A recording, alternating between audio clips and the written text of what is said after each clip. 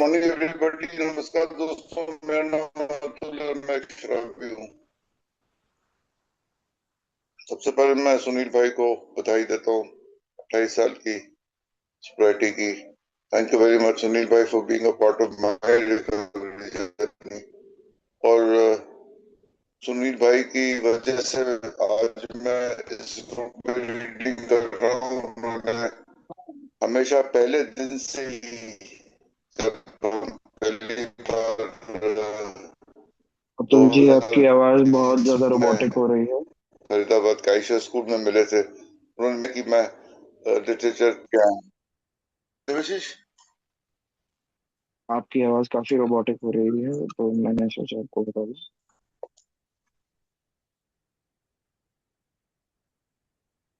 देवाशीष अब थोड़ा ठीक है। हाँ, काफी बेहतर है। Please continue. हाँ, तो जैसे कि मैं कह रहा था कि सुनील भाई ने हमेशा मेरे को प्रोत्साहित किया है कि मैं लिटरेचर की को पढ़ूं। और मैं जब पहली बार मेरी सुनील भाई से पहचान हुई थी 2020 में, जान पहचान तो पहले भी थी, लेकिन एक उनसे उनसे जो एक मेरा संपर्क हुआ था 2020 में, उसके बाद उस टाइम पे मेरी जिंदगी टूटी पड़ी थी यार, बहुत ज्यादा बिखरा हुआ था। लेकिन लिटरेचर की स्टडी के दौरान जो मेरे को उन्होंने ये अवसर दिया है, आप लोगों ने, खासतौर से उनके प्रोत्साहन से, तो मैंने कहा यार कि जो चीज मैं पढ़ रहा था उसको समझा, मैंने अपनी जिंदगी में लागू किया, और परिवर्तन जो है वो आते ही चले गए उसके बाद। मैं बहुत ग्रेटफुल हूँ सुनील भाई का, खास तौर से कि उन्होंने मेरे को इस दौर में और अपनी रिकवरी जर्नी में और मेरी रिकवरी जर्नी में मेरे साथ मिलके और मेरे को शामिल किया, और आज मैं यहाँ हूँ। बहुत बहुत बधाई सुनील भाई। We all need you. Please keep being part of our recovery journeys so that our recovery shines even further. Thank you so much. Coming to today's reading, आज हम पेज 175 में पास इट ऑन के, और अब एक नया दौर शुरू हो रहा है बिल डब्ल्यू की जिंदगी में। सोब्राइटी कुछ हद तक हासिल हो गई है। We are at stage where he is about 2 to 3 years sober. और अब एक और दौर आता है सितंबर 1936 में। Lois father who owned the Clinton Street house died. Lois के पिताजी डॉक्टर बर्नम, उनकी निधन हो गया उनका सितंबर 1936 में। अब जो क्लिंटन स्ट्रीट का घर था इनका, ये उनका घर था, उनके नाम था। And the house was taken over by the mortgage company. और वहां पे ज्यादातर जो घर होते थे वो मॉर्गेज पे होते थे, यानी कि वो नॉमिनल किराया दे के और धीरे धीरे करके वो घर जो था वो उसकी जो पोजीशन थी उनको मिल जाती थी। लेकिन अभी वो मॉर्गेज खत्म नहीं हुई थी, वो अभी लोन जो था वो चल रहा था। और उनकी मृत्यु के बाद बैंक ने या मॉर्गेज कंपनी ने उस घर को ऊपर कब्जा अपना वापस मांगा, and it was taken over, which permitted the Wilsons to stay on there for a small rental। लेकिन क्योंकि वो वहां रह रहे थे, बिल और लुइस, तो उन्होंने उनको अनुमति दी कि वो एक जायज किराए पे वहां पे अपना निवास बनाए रखें। It was there acute poverty. यहाँ पे एक्यूट पॉवर्टी की बात कर रहे हैं बिल और लुइस की बात, यानी कि ये एक आर्थिक जो था बहुत संकट का दौर था। एक्यूट पॉवर्टी मतलब वो उनकी दरिद्रता की बात हो रही है, गरीब हो गए थे। Bill had persuaded Louise to quit her job at losses in March. क्योंकि जो थोड़ी बहुत आमदनी आ रही थी एक स्थायी रूप से, तो बिल ने लुइस को इस बात के लिए आश्वासित कर दिया था कि मैं कमा लूंगा, घर चला लूंगा, तो अपनी नौकरी छोड़ दे। और उसने छोड़ दी, और इसकी वजह से almost caused Bill to accept employment as a paid alcoholism therapist. और इस बारे में हमने एक कम में भी काफी विस्तार से पढ़ा है। लेकिन ये क्योंकि इतना महत्वपूर्ण दौर था, ये एक बिल डब्ल्यू के जीवन का एक पड़ाव था ये, तो इसका मेंशन यहां भी किया गया इस किताब में भी अलग से, क्योंकि बिल की कहानी तो है ही है। चार्ल्स टाउन ने उनको एक जो अवसर दिया था काम करने का उनका हॉस्पिटल में, तो यहाँ पे वो कह रहा है कि almost caused Bill to accept employment, क्योंकि ये हालत उनकी ऐसी थी, आर्थिक मंदी इतनी ज्यादा थी उनके जीवन में, कि ये प्रस्ताव जो था चार्ल्स टाउन का कि आप आके हमारे हॉस्पिटल में काम करें पैसों के लिए, तो उन्होंने लगभग उसको स्वीकार कर लिया था। अगर वो स्वीकार कर लेते तो आज ए नहीं होती, हमें इस बात का ध्यान रखना। लेकिन उन्होंने इसको स्वीकार करने के बिल्कुल कगार पे आ गए थे। The offer came from Charlestown, owner of the hospital where Bill had recovered and had also found several of his most promising prospects. जिन शराबियों के साथ काम कर रहा था उसमें से दो जो बहुत प्रॉमिसिंग प्रोस्पेक्ट्स थे, जैसे हमने पढ़ा था हैंक पार्कहर्स्ट और फिट्स मेयो, वो उनको यही उनके साथ उनका परिचय हुआ था। तो ये यहाँ से उनको जो प्रस्ताव मिला था, इसके बारे में आगे बात करते हैं। वो कहते हैं कि one day while Bill was at Towns, Charlie called him into his office, showing Bill statements that disclosed how much the hospital had made in earlier years. वो अब चार्ल्स टाउन ने उसको बुलाया अपने दफ्तर में, बिल डब्ल्यू को दिखाया वही खाते हॉस्पिटल के कि गए दिनों में, बीते दिनों में हॉस्पिटल ने किस प्रकार से मुनाफा दिखाया था और कितना प्रयास कर रहे थे और काम कर रहे थे, और ये फायदे का सौदा। यानी कि उन्होंने उनको गणित दिखाया कितना पैसा अस्पताल वास्तव में बना रही है। It hadn't done well as well in the more recent times. But Charlie proposed that Bill open an office at the hospital and work as a lay therapist with a drawing account and a share in the profits. जैसे हम यही कमजोर as में ही पहले पढ़ चुके थे, उनको एक ले थेरेपिस्ट, यानी कि वो स्थायी रूप से एम्प्लॉयड नहीं था, ले थेरेपिस्ट यानी कि पार्ट टाइम या फ्रीलांस काम करता हॉस्पिटल में।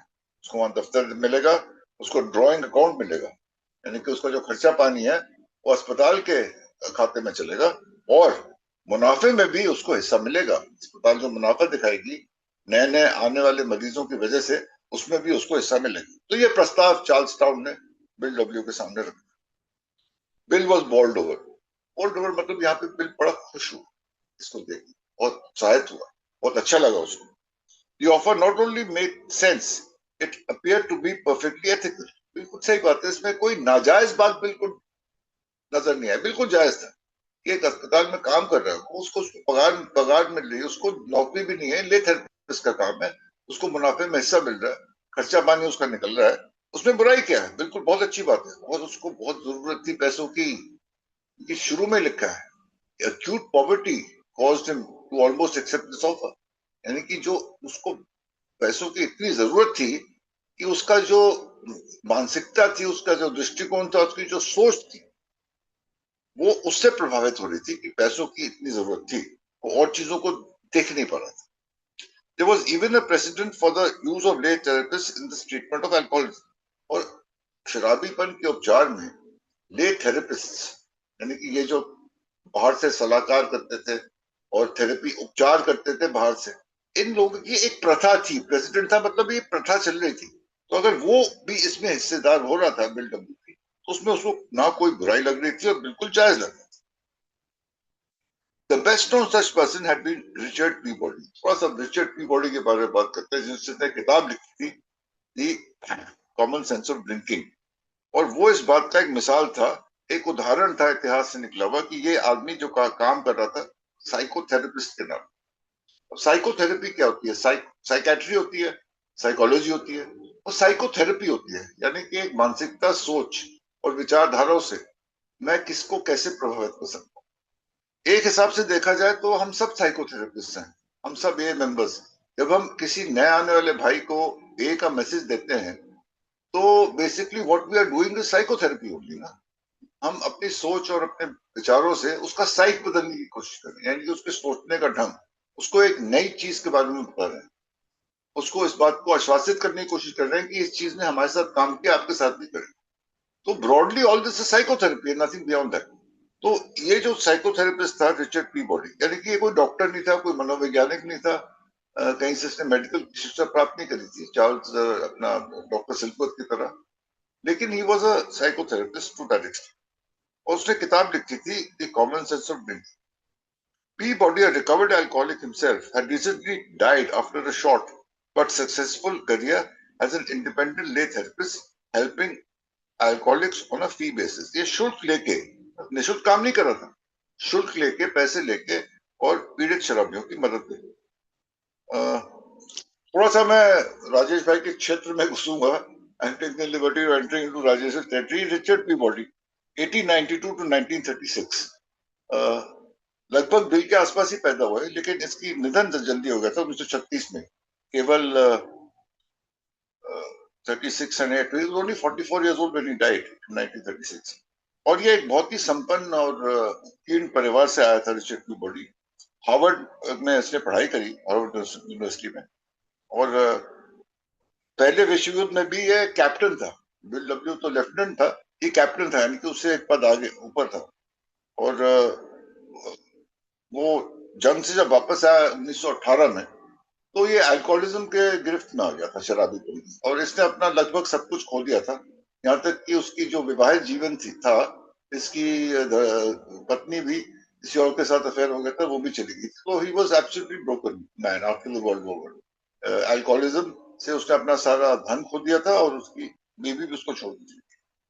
और इस उसने अपना उपचार खुद करने की कोशिश करी अल्कोहलिज्म से, और करते करते उसने 1930 में ये किताब लिखी, common sense of drinking. It was published in 1930।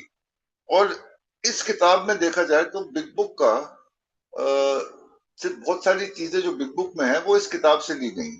और इस बात के लिए कभी कभी बिल डब्ल्यू की आलोचना भी करी गई कि इसने इतनी सारी चीजें इस किताब से ली हैं, और कभी कहीं कोई एक्नॉलेजमेंट, कोई मेंशन, तो इसके बारे में कोई बात भी नहीं करी, कोई आभार व्यक्त नहीं किया इस किताब का कहीं भी अपने लेख में बिल डब्ल्यू ने। लेकिन सत्य यह है कि इस किताब से काफी कुछ लिया गया है। मिसाल के तौर पे एक हम जो कहते हैं, जो मैन ऑफ 30 वाला जो स्टोरी है, उसमें जो लिखा है once an alcoholic always an alcoholic, तो ये भी उसमें भी दिया है पेज 30 में, बिग बुक में। वही चीज कॉमन सेंस ऑफ ड्रिंकिंग में भी है। उसके अलावा एक और उदाहरण लूं मैं, तो कॉमन सेंस ऑफ ड्रिंकिंग के पेज 85 में है कि half way measures are of no avail. वही चीज बिल डब्ल्यू ने बिग बुक के पेज 9 में लिखी है, और बोला है half measures avail does nothing. तो कुछ चीजें जो हैं, progressive illness, alcoholism is a progressive illness, ये चीज जो बिग बुक के पेज 30 पे दी गई है, इसी चीज को रिचर्ड पी बॉडी ने अपनी किताब में अलग तरीके से लिखा है कि the habit is progressive, common sense of drinking page 42। तो ये काफी चीजें हैं। ये कॉमन सेंस ऑफ ड्रिंकिंग जो किताब है, ये दोस्तों आज भी उपलब्ध है। मैं देख रहा था अमेजोन स्टोर पे, अगर मैं जाऊं तो 250-300 रुपए में ये किताब अभी भी इस वक्त भी प्राप्त हो सकती है। और मेरा तो इसको पढ़ने का दिल हो रहा है, क्योंकि इसमें ना एक वैज्ञानिक अप्रोच, साइंटिफिक अप्रोच है।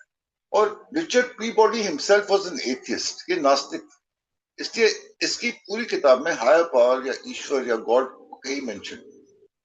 उसके अलावा उसने इस अपने प्रयास से कोशिश करी है, and he achieve some success in some cases, सफलता प्राप्त हुई उसको।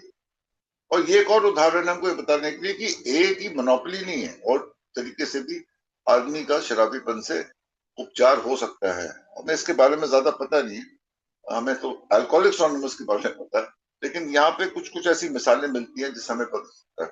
मैं आज समय ज्यादा नहीं लेना चाहूंगा, मेरे ख्याल से मैं आज यही रुकता हूँ, क्योंकि आज सुनील भाई की थैंक्स गिविंग भी होगी यहाँ पे ग्रुप में, सब उनको बधाई देना चाहेंगे।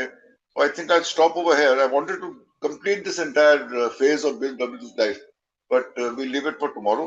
मैं आज यही बंद करता हूँ कि कॉमन सेंस ऑफ ड्रिंकिंग से जो उसको एक उदाहरण मिला बिल डब्ल्यू को कि ले थेरेपिस्ट बनना, वो काम करने में कोई बुराई नहीं है। Bill thought the offer verified by heavenly guidance at the road of the subway home, the biblical quote, laborer is worthy of his hire। यानी कि उसको बिल्कुल जायज लगा कि अगर मैं कुछ काम कर रहा हूं और मेरे को उसके लिए एक शुल्क मिल रहा है, या पैसे मिल रहे हैं, या मेरे को उसके लिए रेन्यूमरेट किया जा रहा है, मेरे को उसकी दिहाड़ी मिल रही है, मेरे को अपनी जो काम कर रहा हूं मैं, लेबर चार्जेस मिल रहे हैं, तो उसमें बुराई क्या है? By the time he arrived home, he was convinced that it was his divine destiny to become a good paid therapist।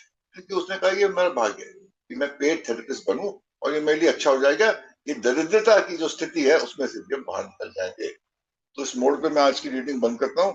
आगे जाके ये जो उसने फैसला दिया था, तो घर जाके क्या होता है, ये हम कल पढ़ेंगे, कल सुबह।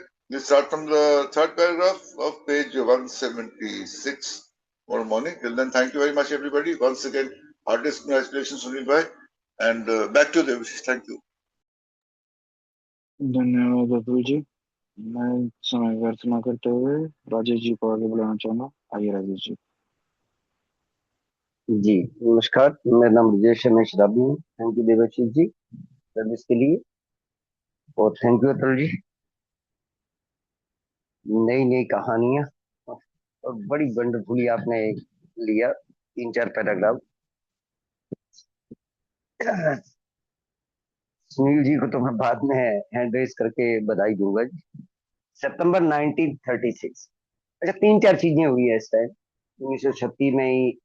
मतलब पहले क्या हुआ कि वो कैलवरी मिशन क्लोज हो गया।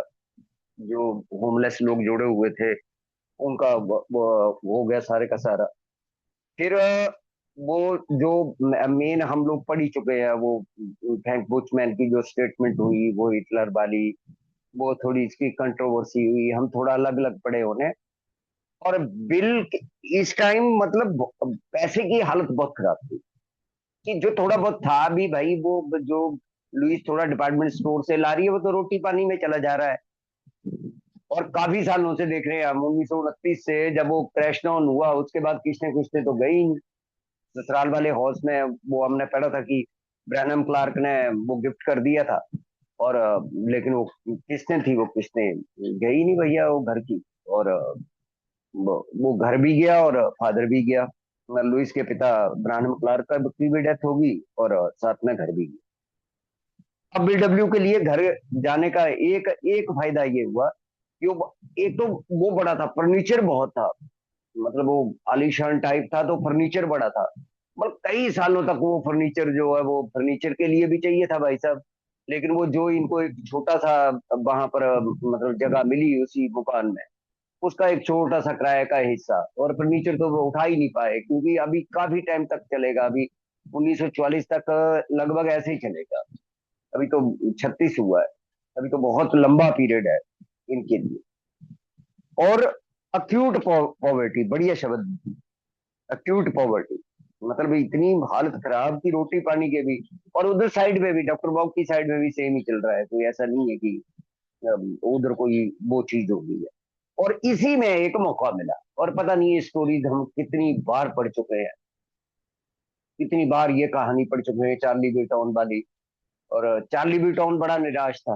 मतलब चार्ली ब्यूटाउन को बड़ा अफसोस है कि यार ए वालों ने उसके साथ ना बड़ा वो करा, क्योंकि मैं भी देखता हूँ चार्ली ब्यूटाउन ने बहुत मदद करी थी हम लोगों की, खासकर $1500 देना, खासकर जब भी हमारा पैर फंस गया। जैसे किताब तो बन गई लेकिन लॉन्च ही नहीं हो रही, पैसा नहीं मिल रहा, मतलब ये पागलों की तरह इधर उधर घूम रहे हैं। प्रमोशन करवा चुके हैं, एक रेडियो पे प्रमोशन होगी, न्यूयॉर्क टाइम ने हमारे बारे में सही लिख दिया, लेकिन किताब को खरीद ही नहीं रहा है।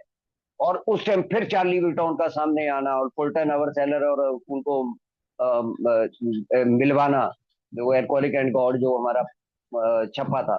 मतलब कई ऐसे जो चार्ली विल्टन के थे। लेकिन अब इस किस्से पे आते हैं। बिल गया तो बिल को उसने अप्रोच करा, यार ये देख, ये बैलेंस शीटें देख मेरे हॉस्पिटल की, शराबियों से कितना नोट छाप रहे हैं, और तू पेड थेरेपिस्ट बन जा भाई, मोटा पैसा दूंगा, गाड़ी पैसा हर चीज।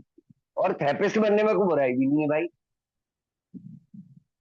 थेरेपिस्ट बनने में अच्छा, किसी प्रकार की दिक्कत क्या है कि भाई तू थेरेपिस्ट बन जा, क्या क्या परेशानी है उसमें? पेड थेरेपिस्ट बन जा।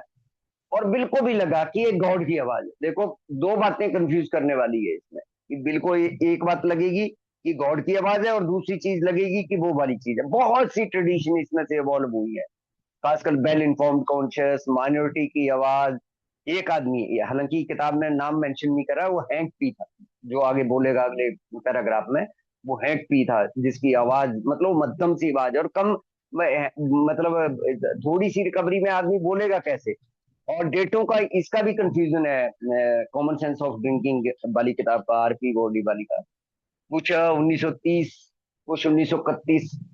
कुछ ये स्टोरी जो है ये 25 साल वाली कोर्टनी बेलर की बताते हैं, कुछ कॉमन सेंस ड्रिंकिंग से उठाई हुई बताते हैं, लेकिन उनको बातों को छोड़ देते हैं। जो बिग बुक के 4 5 सेंटेंस जो अतुल जी ने बोले, ये बिल्कुल वहां के हैं। हालांकि वो स्टेटमेंट अलग थी, ड्रंकर्ड बोलते थे, वन से ड्रंकर्ड, ऑलवेज ड्रंकर्ड। कुछ स्टेटमेंट ऐसे नहीं था।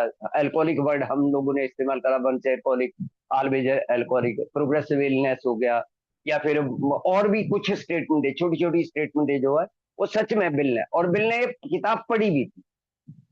और कुछ लोग बताते हैं कि आरपी बॉडी, हालांकि आरपी बॉडी जो है वो हमारा एल्कोहलिज्म की मौत ही है। मतलब अपने आप को अकेला, और बहुत सी चीजें हमें आरपी बॉडी से भी मिली कि भाई साहब कोई भी आदमी अकेला अपने आप को नहीं सोबर कर सकता, और अपने नॉलेज से, अपने ज्ञान से, अपना वो चीजों से। हालांकि ये को तो मिला यहाँ से, अगर सच में ये वाली स्टोरी वहां से भी उठाई है, क्योंकि जो हम मेंबर की आगे स्टोरी पढ़ते हैं मोर अबाउट एल्कोहलिज्म में, ये तो पहली कहानी है।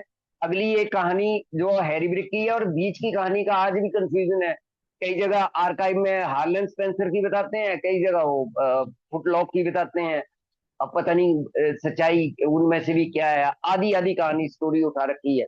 तो बिल ने कुछ चीजों को इस तरीके से कंपाइल करा ना कि वो, मतलब आदमी जब पढ़े तो वो उंगली दबा ले सीधी सीधी। तो इस तरीके की चीजें है। अब ये चाहे आरपी बॉडी को देखें, भाई इतना बेहतरीन माइंडेड आदमी, और उस टाइम में अल्कोहलिज्म को डिजीज बोल रहा है, और अल्कोहलिज्म को डिस्क्राइब भी कर रहा है। और एक बेहतरीन, अगर 25 साल वाले ये 30 ईयर बिजनेसमैन की ये स्टोरी, जो 25 साल सोबर रहा था, सच में इसकी हुई, तो भाई साहब बचा क्या कि एक बार छोड़ने के बाद चाहे 25 साल की रिकवरी हो, दोबारा पिएगा गया। तो कितना बड़ा मैसेज था उस स्टोरीज में या बाकी चीजों में।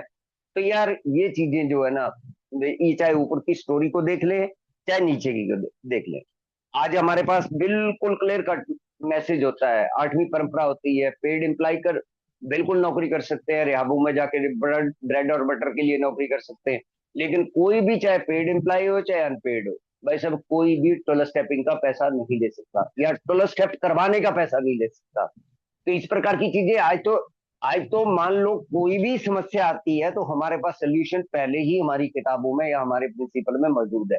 लेकिन उस टाइम की ये छोटा सा इंसिडेंट जो है वो बिल्कुल, और लुइस का योगदान देखो, लुइस का योगदान कि मतलब वो पैसा आने से इतनी खुश नहीं हो रही है कि बड़ी खुश होगी यार इसको बड़ी बड़ी जॉब मिल गई। अगर मान लो तो यार ये अलग ही लोग थे।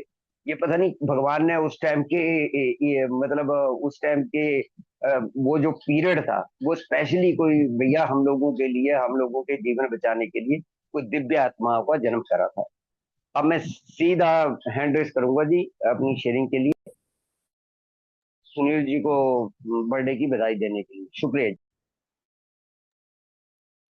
धन्यवाद राजेश जी।